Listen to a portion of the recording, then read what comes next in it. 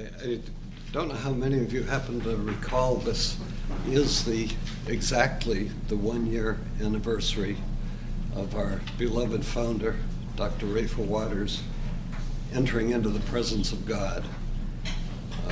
If you would share with me just for a moment, shall we say a prayer for the repose of his soul? In the name of the Father, and the Son, and the Holy Spirit, amen. Amen. Our Father, who art in heaven, hallowed be thy name. Thy kingdom come, thy will be done on earth as it is in heaven. Give us this day our daily bread, and forgive us our trespasses, as we forgive those who trespass against us. And lead us not into temptation, but deliver us from evil. Amen. Eternal rest grant unto him, O Lord. May his soul and the souls of all the faithful departed, through the mercy of God, rest in peace. Amen. The Father, Son, and Holy Ghost.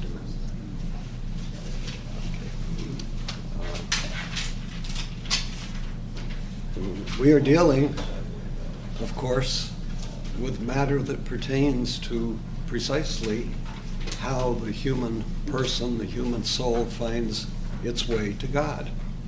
That's what ethics is ultimately about. And indeed, I'm trying to remember the name of the medieval philosopher who said this. I think it may have been St. Bonaventure, who describes that there are 4 phases of love.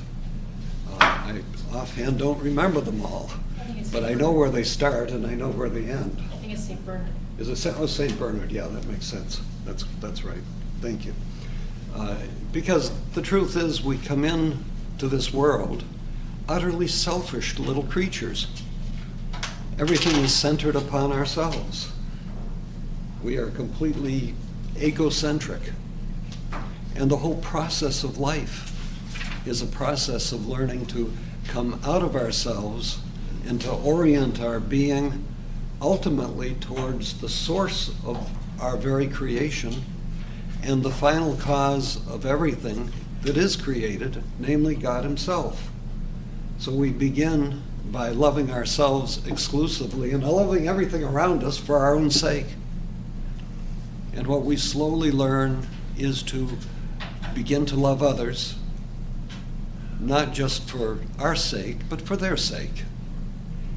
And the ultimate end of it all is to learn to love God as the ultimate good, before which every finite creature is subordinated, even ourselves, so that the saints in heaven actually, as hard as it is to imagine, love themselves only for the love of God. It's a hard thing to conceive, and it also is a natural argument as to why when we die we are not yet prepared, virtually anybody, to enter into the vision of God himself. That there is bound to be some kind of a passage, some kind of a stay, some kind of a further preparation, because no one in this life attains that complete perfection of soul.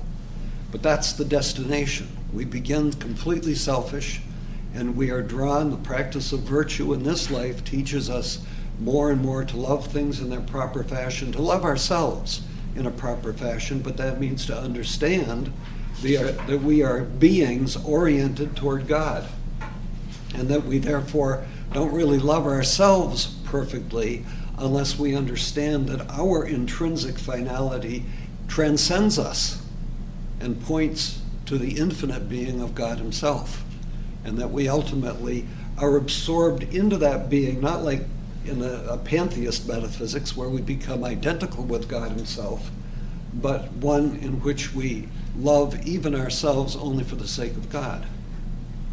And that's really what we're trying to understand in ethics here. We're trying to learn how to love ourselves properly so that we act in ways that will lead us towards our last end. And in the process of so doing, yes, we will attain happiness. It is a natural byproduct of doing the right thing. But in a certain sense, if you seek happiness as its own end, I'm not sure you'll ever get it.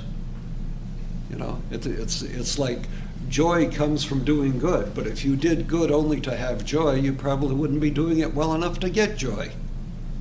It's just a natural byproduct of truly loving something, loving someone other than yourself enough to want to give them happiness, and in the process, of course, you get it yourself without asking for it. That's just the curious way that being and the divine order of things operates.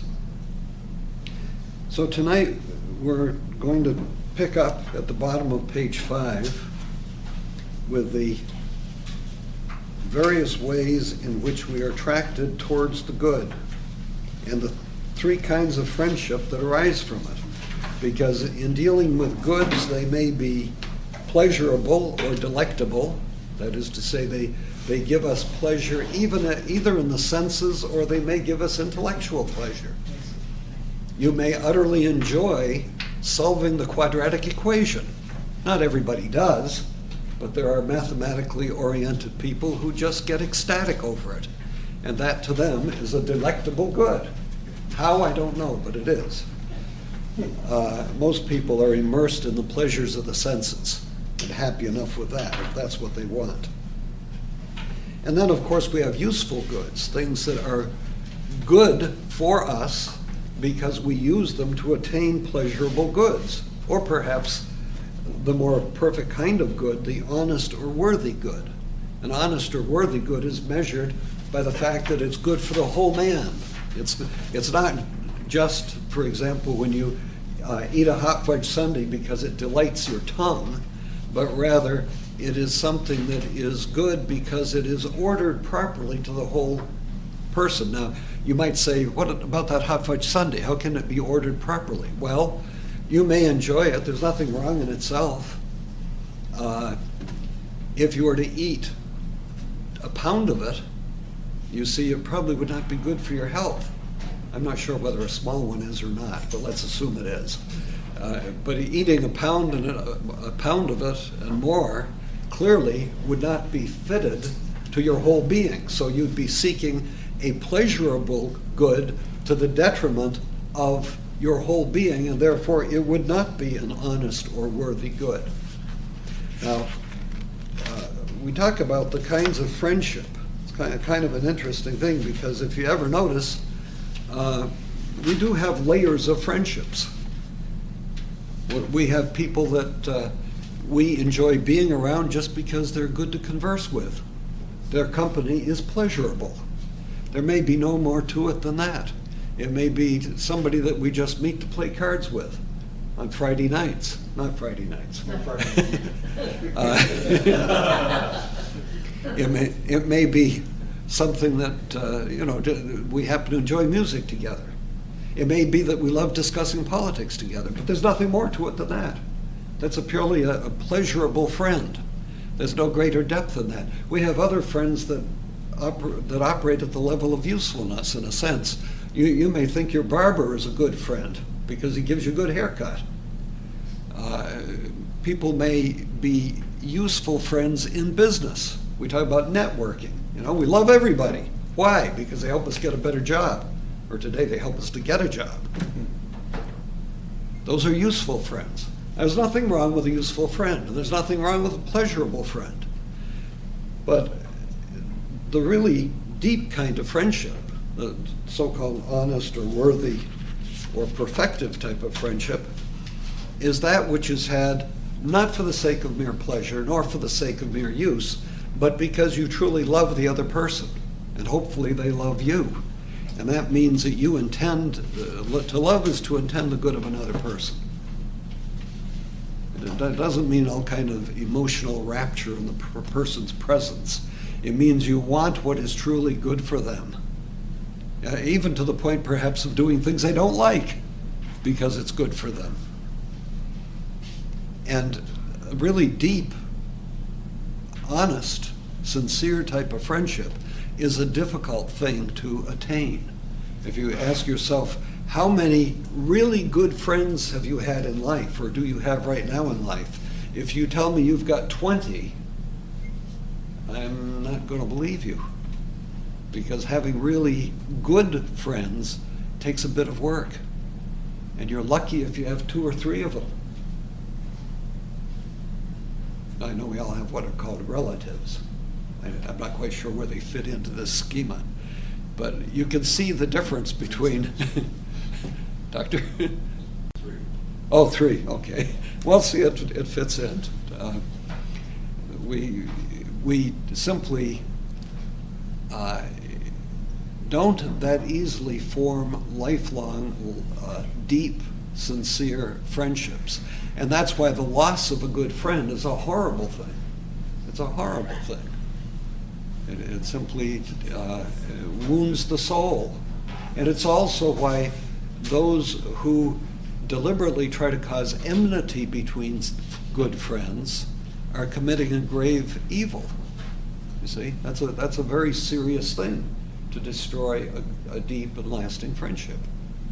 So we are aware these are all goods. The friendship is a good thing, but notice the different layers of it, you might say. They don't have to contradict each other, but they're sort of like the center of an onion. You got to go deeper and deeper, and you find more strength to it, you might say. Page 6, up at the top, points out that we always are seeking a true good or an apparent good.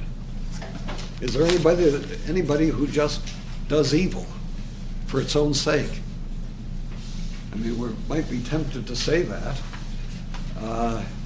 but even to the person who does evil, to them it seems a good. It's not a genuine good.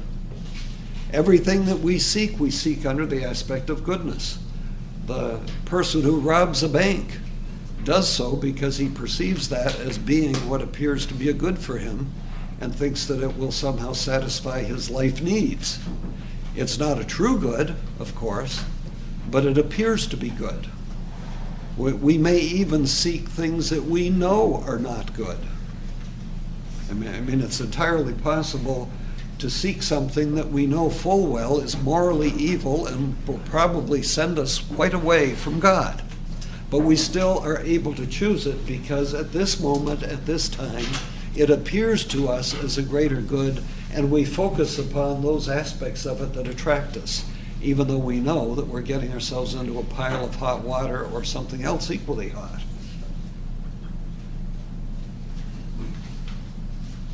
And of course, again, the purpose of ethics is to learn how to seek true goods. Now, what, of course, is a true good, as we'll see in a moment here? A true good is something, a true moral good is something that perfects not just some part of us, not just some faculty, not just some momentary pleasure, but the whole of our person. What is something really good for us, not just at this moment, but for all time and eternity. That would be a true good. Now that, you might say, but does that amount to eating a grilled cheese sandwich? Yeah, sure it can. If it's a reasonable thing to do. There's nothing wrong with enjoying a grilled cheese sandwich, provided it's something that is properly ordered to your health and to your well-being and to your ability to have enough energy to live a life that's active and properly oriented for the day. This doesn't mean that some of the things that we choose in day-to-day living are necessarily bad because they don't seem to immediately lead us ultimately to God. It is simply that they are not opposed to that, and they may fit in with a proper balance of living that would lead us in that direction.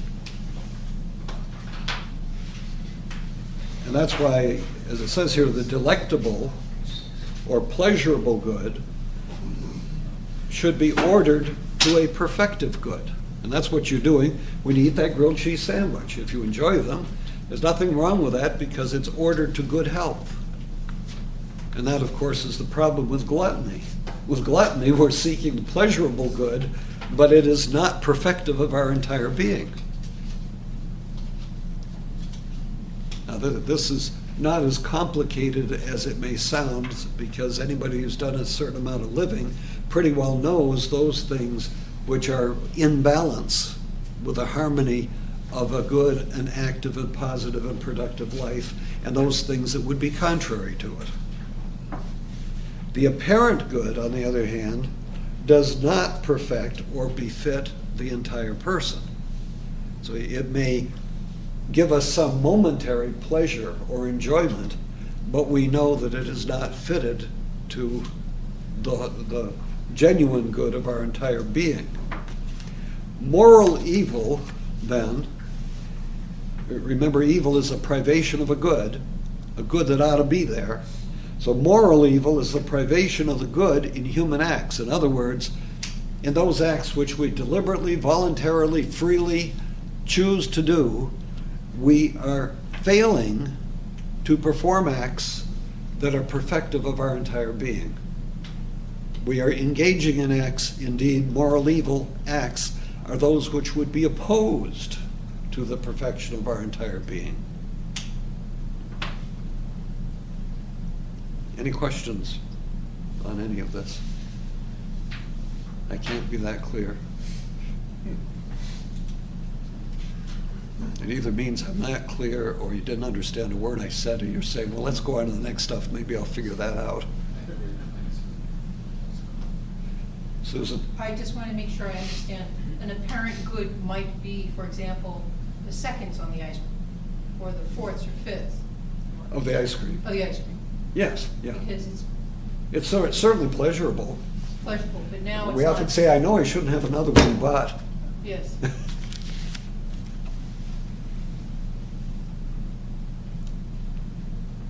Now, of course, the point of all this, I'm not suggesting that one becomes scrupulous about every choice as we go through life. That is in itself not good. One of the problems with ethics is it's so blessedly complex that if you really try to detail and analyze every aspect of everything that you're choosing, you'd be spending all your time going through an ethics book before you make your next move. And of course, we don't do that. We try to develop, and this is what ethics teaches us how to do in principle, we try to develop good habits that make it easy to perform actions which are consonant with our true good. And that's the whole purpose of developing virtue. So that life really should be easy to be good, should be easy to be morally good. If it's difficult to be morally good, it's because we haven't developed the habits, which are the virtues, that make it easy to be good. We may have developed the habits that make it easy to be bad. Or, in many cases, we're a bit of a mixture of both. But I don't want you to think that as we go through ethics, with all the complexity of all the principles that we analyze, it gets tempting to say, how on earth can I possibly apply this to my daily living? Well, there's really two things going on here. One, you're living ethics by developing virtues as you live every day. Secondly, we're studying the science of ethics, which, of course, is more complicated, difficult. It's a separate speculative act. It's a practical science because it teaches us how to do something, namely, how to perfect our being as a moral human being. But it is a speculative science when you sit there and try to understand how do all the parts fit together within the science. Because in a certain sense, you're studying it for its own sake.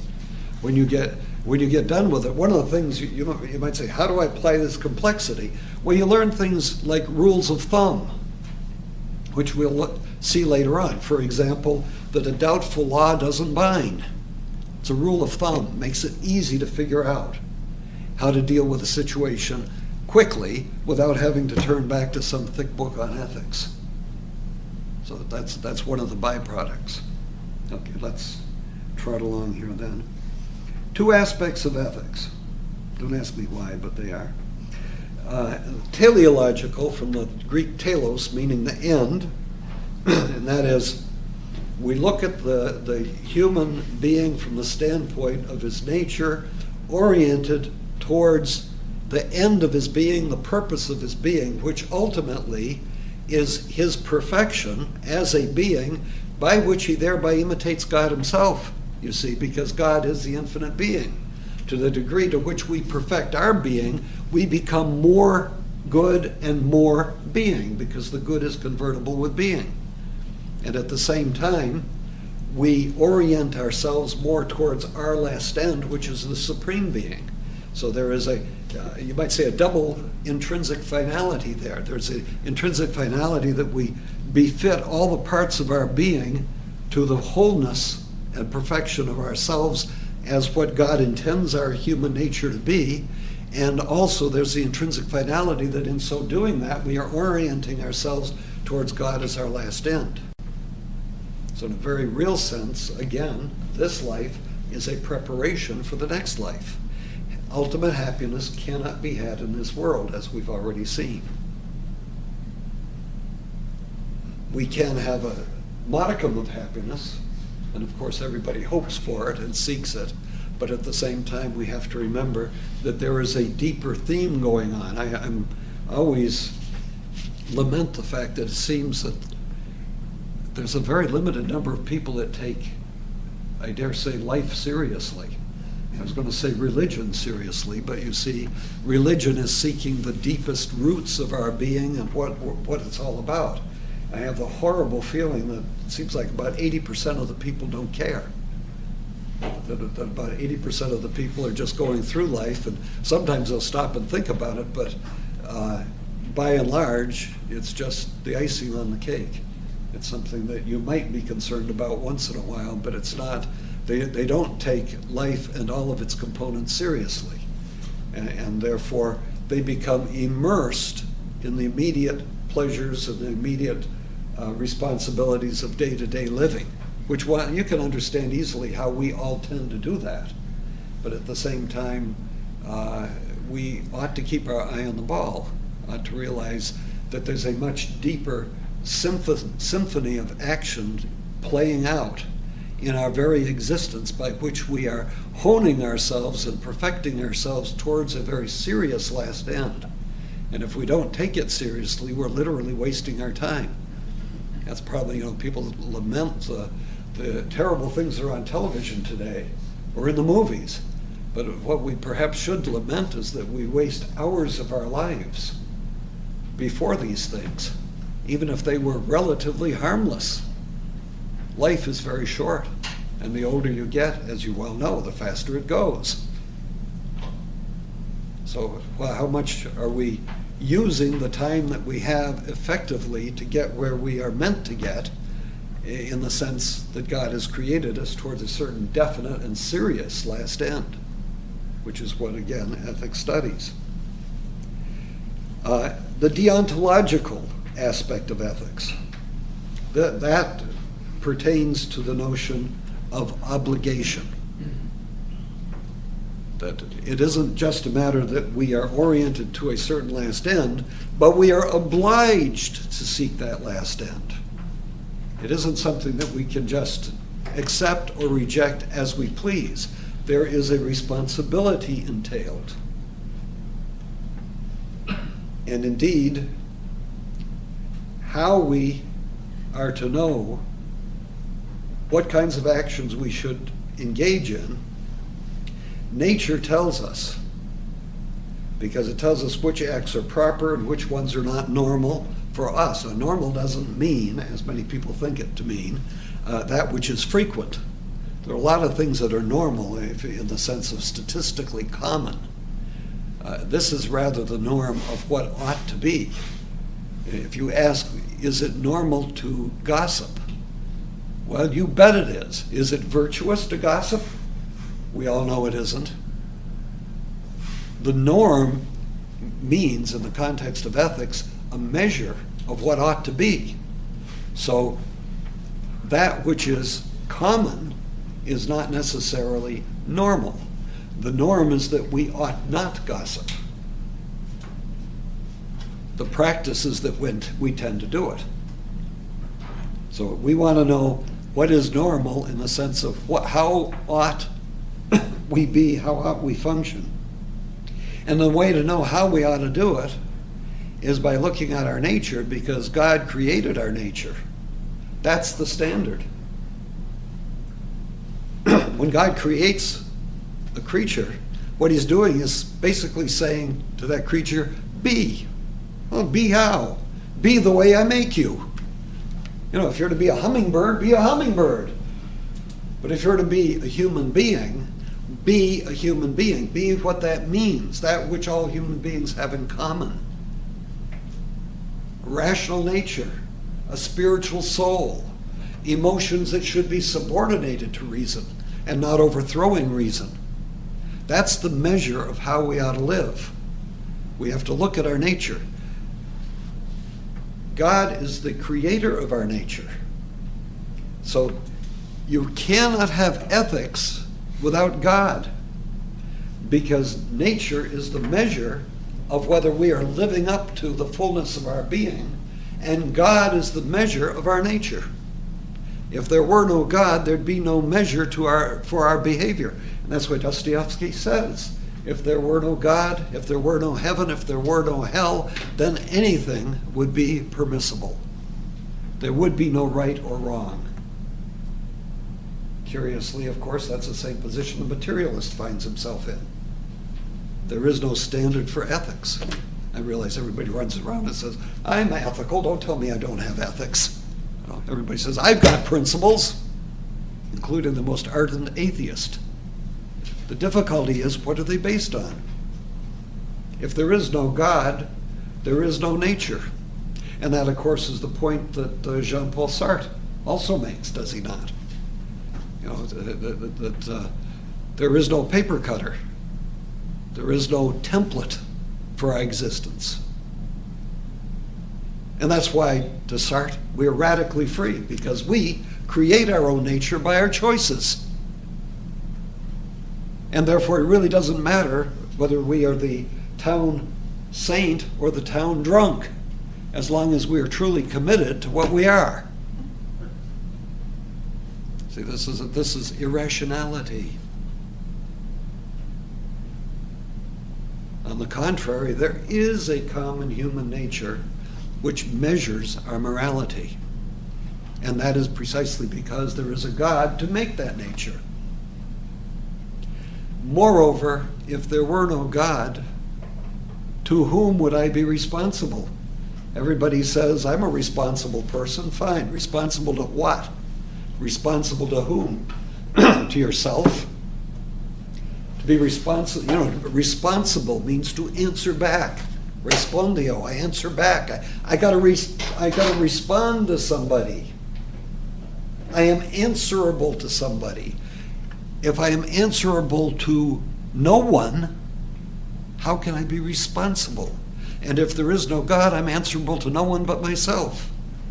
If I say I have principles, I'm an atheist, I have principles, well, whose principles are they? Well, ultimately, they're my principles, which means if I want to trade them in for a new set, I can do it. And nobody's going to tell me not. Groucho Marx used to say, I've got my principles, and if you don't like them, I have others. Very good.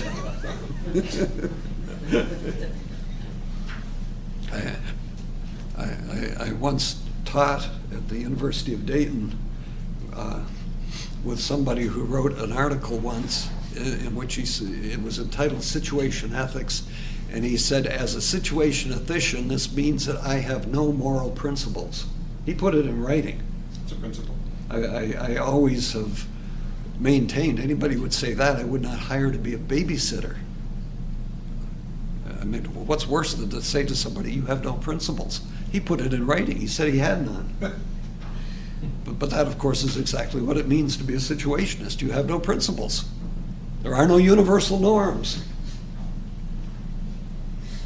But this is why those who say you can have ethics without God are wrong. God is the foundation for a stable ethical system, which is more than simply your own personal whim. And of course, we're going to look at a number of different ethical systems in a moment. All right, so delectable and useful goods are ethically good when subordinated to perfective goods. That is, goods that are good for the entire being of the human being and properly oriented towards his last end, which is God. Now let's look at some of the various theories of moral goodness. I confess I was looking through some of this material in the last couple nights and came to the conclusion that we probably shouldn't study it.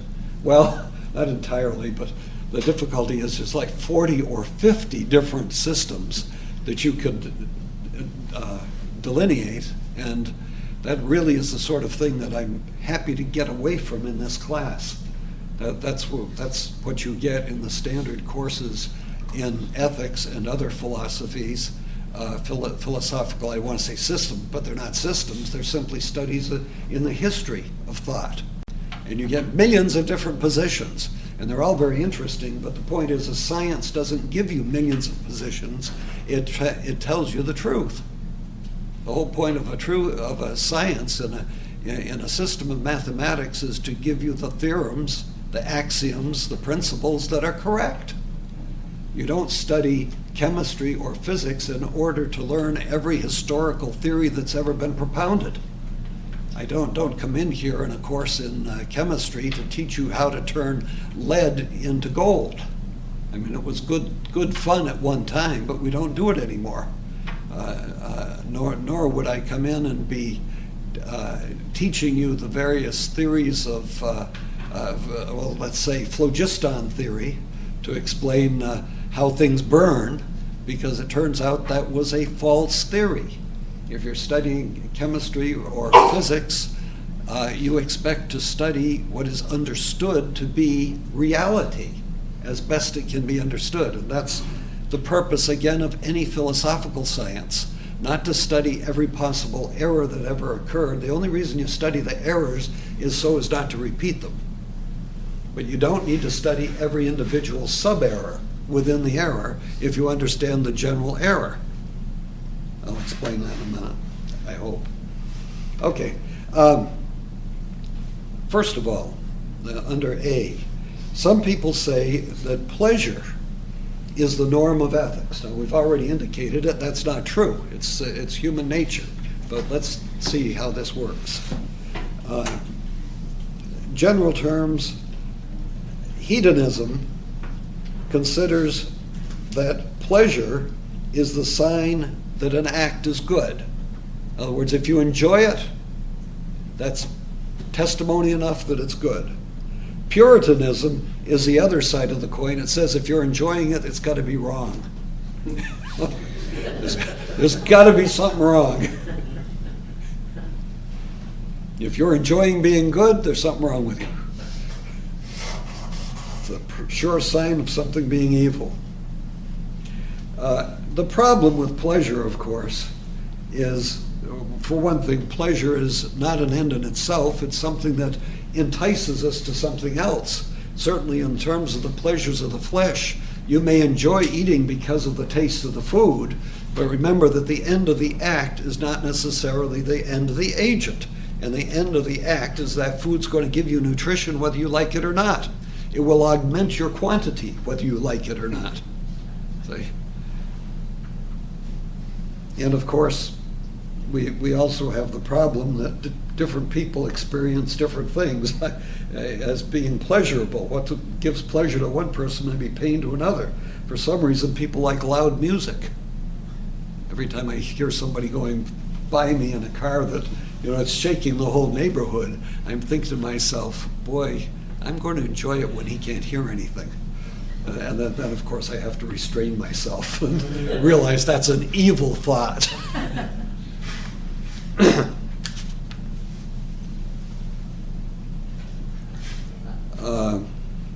So what one person enjoys and gets pleasure out of, another may find painful, indeed. Broccoli, yeah, I skipped that one. I've got a lot of things like that would fit under that heading. Not broccoli, I like broccoli. Olives, though, those would get me. And of course, today we hear all pleasure is good, right? Just as long as you don't hurt anybody else.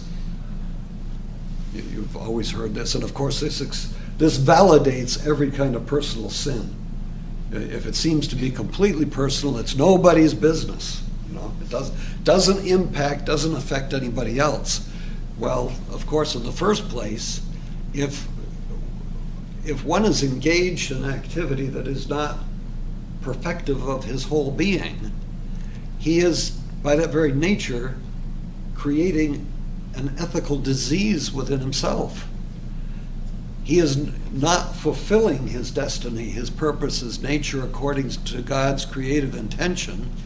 And to that extent, one might suspect that he may not be giving thereby the greatest contribution to the rest of society. Now, in practice, one might say, well, when I stay home and smoke my marijuana, I'm not bothering anybody. But of course, when I'm 50 years old and still sitting in my parents' basement and smoking the marijuana and not going anywhere, not earning anything and not doing anything, my completely selfish expression begins to have some impact upon society. So we have to sometimes look more carefully at those things that we take to have no impact whatsoever. Of course, one of the things we just saw was the passage in New York State of the Same-Sex Marriage Act. And part of the argument there is these good people are doing nobody any harm, so, let them do their thing. Whether you approve of it or not, that's not your business. The difficulty is, though, that once you institutionalize homosexual marriage as legitimate marriage in a society, it becomes the same kind of norm as heterosexual marriage.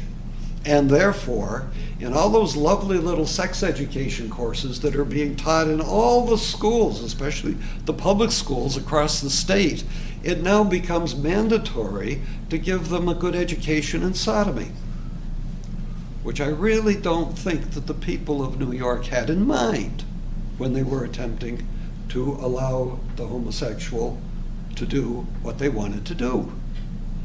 So sometimes what we think to be in no way affecting anybody but the people involved does have a profound effect on others.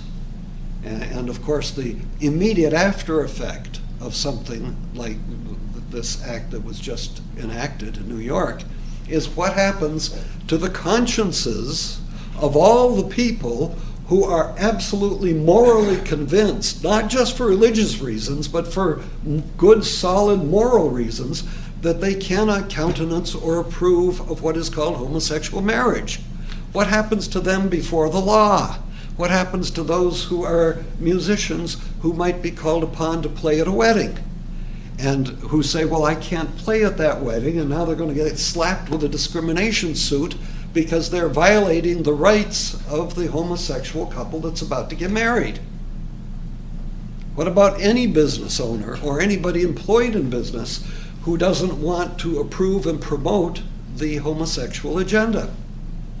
Suddenly, this is the norm of the state, and therefore to oppose it is to irrationally discriminate against this prospective business associate or this person who would contract for your services. Therefore, you haven't got a leg to stand on before society. In opposing this, you're going to be the one who will be subjected to civil suit for your discriminatory behavior, possibly a civil penalty. You may even find yourself in a position where you will either be thrown out of your job or you may even be fined or sent to jail for opposing the state law, which is now the law of the state. But when this was enacted, it was done very quickly. It was done the same way that Obamacare was enacted, at the end of a session when nobody had time to look at it. They didn't conduct their normal hearings. If they had done so, some of the aspects I just mentioned would have come out. But they didn't come out because all you saw were banners for marriage equality. And who could possibly oppose that except some really hard-hearted soul? So now we find that we have accomplished marriage equality for 3% of the population, but a large portion of the other 97% may find themselves in a legal and ethical and conscience bind out of which there is no easy escape. And it's all signed, sealed, done, and delivered. It shall be interesting to see how it plays out. But this is why when people say, I'm just seeking my own private pleasure, what is my private pleasure may have impact on other people in ways I never conceived. And that's why if seeking my private pleasure is done in a disorderly, unethical, dishonest fashion, not perfective of myself as a human being, we may well expect that it will have ramifications that could impact society in a negative way when we sort through the details. It isn't our purpose here to go through every detail, but that's one of the difficulties with seeking pleasure as the only norm. Pleasure is a subordinate norm. Pleasure and enjoyment are something that are natural gifts of God to our nature to encourage us to do things that are good for ourselves as individuals or for society as a whole. So pleasure is not an end in itself, it's a subordinate good. It's a wonderful good, or God wouldn't have given it to us, appropriate to our nature. But it's not an end in itself, and to treat it as an end in itself is to pervert the whole meaning of ethics.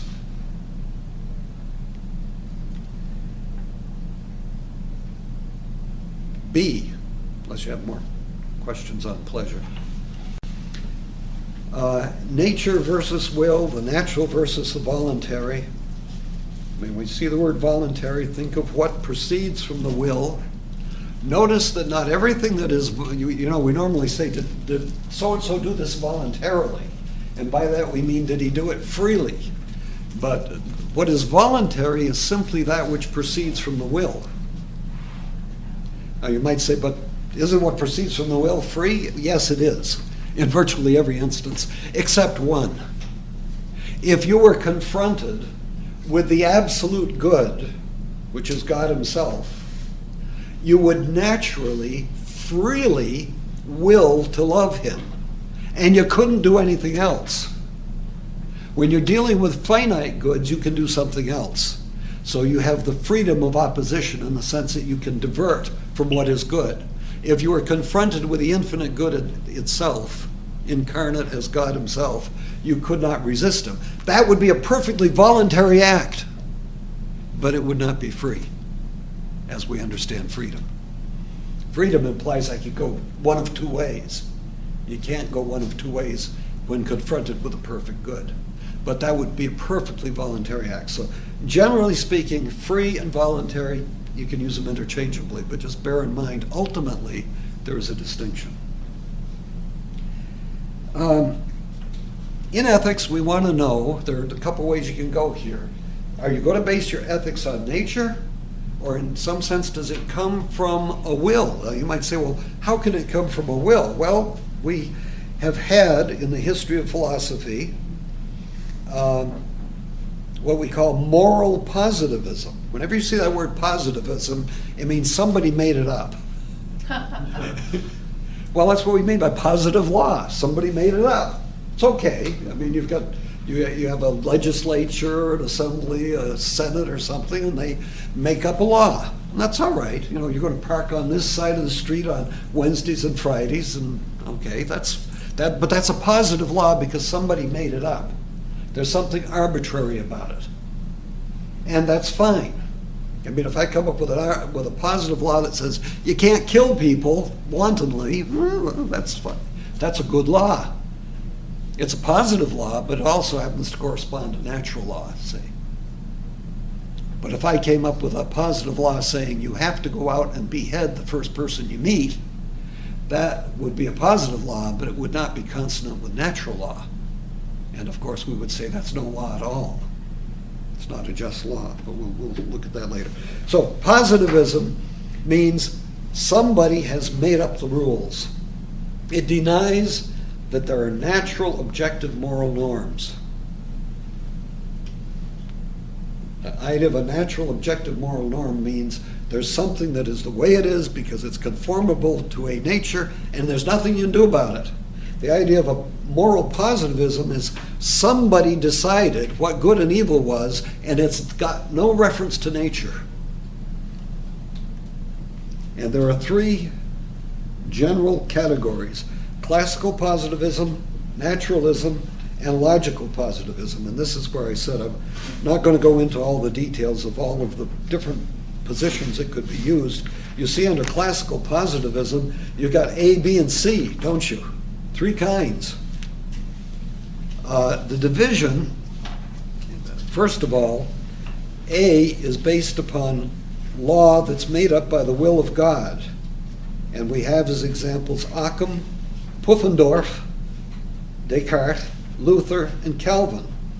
And what it amounts to saying is the law that we have comes from the will of God, and God could have made up anything he wanted to. He could have made 2 + 2 = 5. He could have made adultery ethical. He could have said, in this particular case, it's okay to commit adultery. He could have done all kinds of things. It's made up. And the idea is, God is God. He can make up anything he wants, and there's no reason. To one society, he could say adultery is wrong, and then to another society of the same kind of being, he could say adultery is fine. The reason I say of the same kind of being is because conceivably, if you had not the human nature as we know it, but some other race of beings, I mean another kind of extraterrestrial society that has its sexual relations based on a completely different physiology and biology and social structure, conceivably they could have adultery.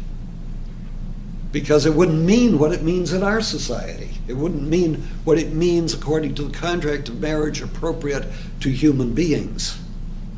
But as long as you're dealing with the nature of man as we find it, there is no way you can make what is bad into something that is good.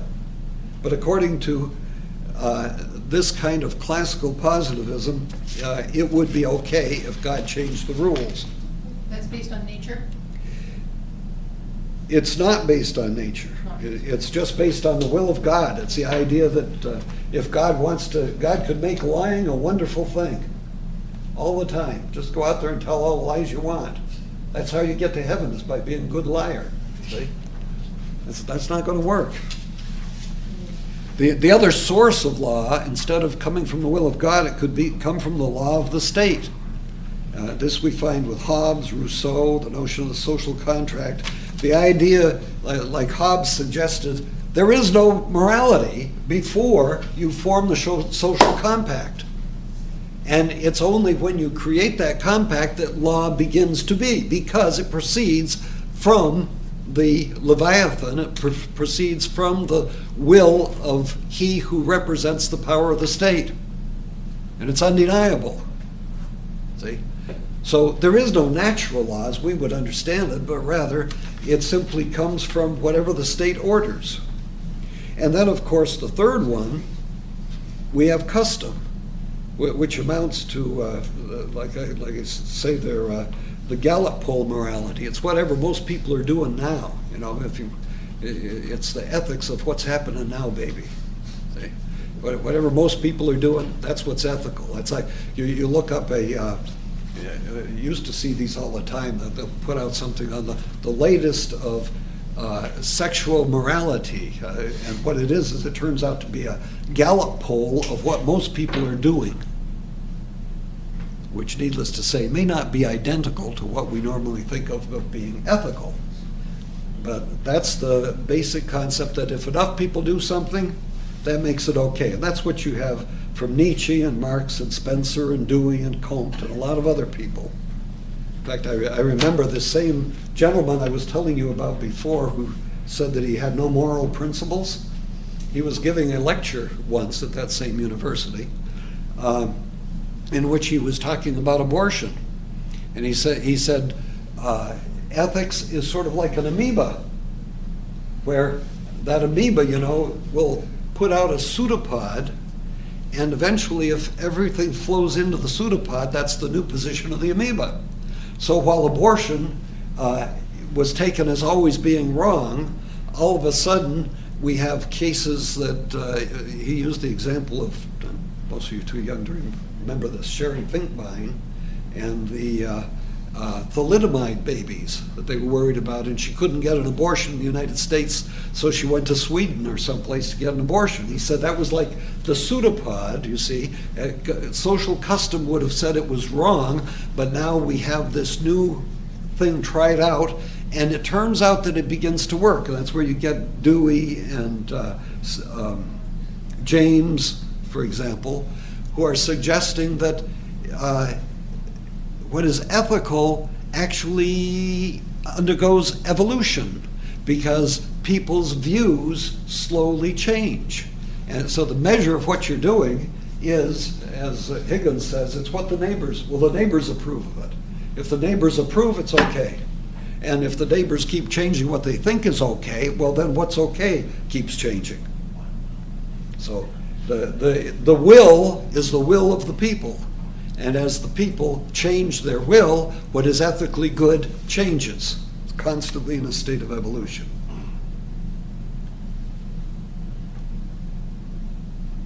So that's what we call, gotta make sure I got the right term here. Lost my page. Oh, yeah, classical positivism.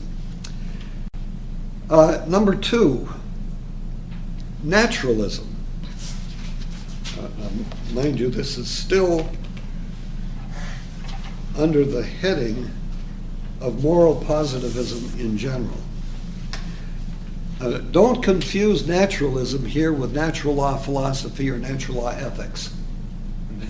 No way, shape, or manner. Naturalism here means the kind of naturalism that Darwin had. It means materialism. It means there is no nature. It's the way Hume uses it. There is nothing beyond this world. Nature means the physical universe. There's nothing beyond it. So, yes, what they're doing is looking for some kind of natural basis. And basically they reach out to all different sorts of things.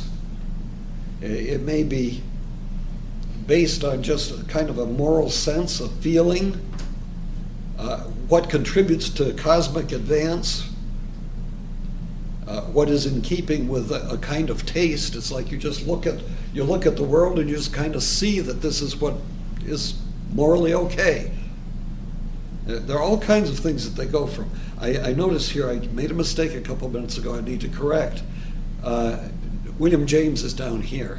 He's not up with John Dewey. Dewey's instrumentalism is that which is constantly changing. But you see, it's a subtle difference because James is in favor of whatever leads towards progress. And that's why it's not that different from custom, because what leads towards progress is constantly evolving. And it therefore will move into a new context. The only difference being, instead of saying it's just what people approve of, there is kind of an objective measure because you're measuring it against progress. But how do you measure the progress except that people approve of it? And of course, you see Dewey is here too. His instrumentalism is based on a constant revision of values. This is the man who for 50 years taught at Columbia University, he was the master teacher.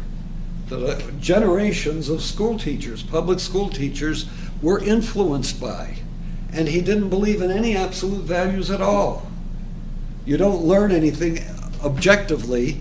I hate to say it, but it reminds me of what when my children were going to the Lewiston Porter Primary School down here, they put out a little pamphlet every week or month, and it would say, Lewiston Porter Primary School, where learning to learn is fun. I mean, it's got to be fun or it's not worth learning. Notice, you don't learn content. You learn how to learn. So you're constantly swimming in quicksand. There is no objective. Believe me, the good teachers down there knew enough to teach the kids their times tables. Thank heavens. You know, they weren't saying, well, 12 times 12 is now going to be 145 because we're making progress. See? Just a little bit better than it used to be. It was 144, but now it's 145. By the time you get done with this course, we'll get it up to 150.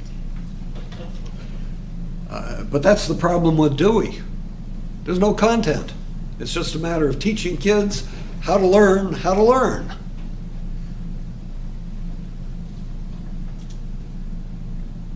unfortunately, there are some things we need to know. So from this perspective, there are no eternal absolute values. Only, as James would say, what works. If there ever was an American philosophy, it was James' pragmatism. We always say, I'm a political pragmatist, which means I have no soul. I mean, there's a lot of politicians will say, I'm being pragmatic. And what they're really saying is they have no principles. And some people, at least, still object to that. Pragmatism means you can be on both sides of every issue. You may change, from time to time. It depends on which way the issue's wind is blowing. But if somebody is operating on what is pragmatic, you can't trust him because you never know where he's going to come down. But the measure of pragmatism in James is what is ethical is what works. So you measure, for example, a light bulb is a good light bulb if it gives you light. And, who could argue with that? That's the American mentality. That's a how-to-do-it mentality. We'll fix things and make them work right. And that's how we'll measure the measure of truth. Truth is measured by whether it works. The difficulty is, it's really the other way around. A thing works because it's true. It's not true because it works. And the problem is you don't always know for sure whether something really is working. And what works at one time may not work at another time. And indeed, this is why the pragmatic philosophy is an eternally evolving philosophy, because what is said to work in one era may not work in another. So while it may be ethically good not to have abortions and to have marital fidelity in 1950, in 1990 or 2000, we need to have abortions and we need to have a lot of divorce. Because times have changed. Don't you hear that? People always say, times have changed. You were raised in the wrong era. See? You got to evolve with the times. That's what comes out of this line of thinking. And then finally, we have logical positivism. This one, I love this one because I kind of lived with these people all my life. Logical positivism is a byproduct of materialism. It's a byproduct of the positivism of Comte. And it's a byproduct of the positivism of the 19th century scientists, many, if not most of the scientists, who were only operating on nature as they found it, and then in the early 20th century, we began to develop what was known as logical positivism with the advent of the Vienna Circle and the work of some of the early people who said, basically, if the scientific method works for science so well, let's apply it to moral and philosophical questions, and we'll solve them all by applying the measure of natural science. Well, of course, what happens is they came up with what's called the principle of empirical verification, which says that a statement is meaningful if and only if its terms are either directly or indirectly sense verifiable. Which means, basically, if you can't shove it into a test tube, or weigh it on a scale, or burn it on a Bunsen burner, it ain't real. It doesn't matter. It's meaningless. So when you say, God is a pure spirit, they don't say, oh, that's false. They just say, what did you say? God, I can't measure God. I can't experimentally verify God. What's a spirit? Nobody's ever been able to measure or weigh or see or perceive in any way a spirit. So when you say God is pure spirit, it isn't that that's true or false. It just doesn't mean anything. You didn't say anything. These people are running all over the place in Europe, challenging traditional philosophers, saying, what do you mean? What do you mean? Anytime anybody said anything, they'd say, what do you mean? Because they'd say, what you're saying doesn't mean anything because you can't translate it to empirically verifiable terms. And so too with every ethical statement. When you say that killing is wrong, murder is wrong, what does right or wrong mean? Some of them try to make more sense of it by saying, well, what you're really saying is Murder is the taking of somebody's life, and when you say it's wrong, what you mean is you don't like it. See? So they kind of brought it back to subjective psychology. If enough people don't like it, we'll not only say it's wrong, we'll pass a law against it, maybe behead you for doing it. But there is no objective basis for right or wrong, and that's what the strict logical positivist judged, that there is no real difference between right and wrong. Where do atoms, and that's what you're really reducing the whole world to with atomism or materialism, where do atoms have a sense of right or wrong? Ultimately, there is no basis except pure prejudice for saying that this act is right or that act is wrong, be it murder or pedophilia or theft or anything of the sort. They have no meaning objectively, because all you're doing is looking at a pile of atoms behaving a certain way. You can't say that it's right or wrong any more than you could say that it's good or bad objectively that a thermometer is at 100 or 96. Has no meaning. Empiricism leads to nominalism. What this means is, since we only are living in a world of atoms that are piled together in various ways by the forces of nature, evolving over time, but there are no real natures to anything.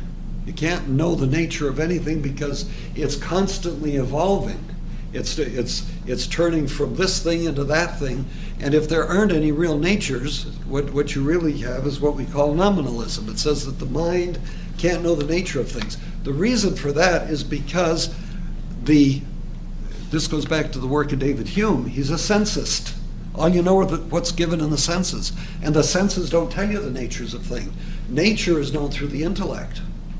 These people are, even though they would use reason and argument, they are actually epistemologically operating as empiricists. They're operating as just sensists. So everything, that's why intellectual activity is just brain activity. There isn't a separate faculty called the intellect that penetrates beyond the phenomena, beyond the physically observable, sensible appearances, to the nature of the thing itself, and says a human being is a rational animal, not just a certain highly evolved group of atoms. And remember, for the nominalist, for the evolutionist rather, everything is just blending into everything else. There are no objective natures.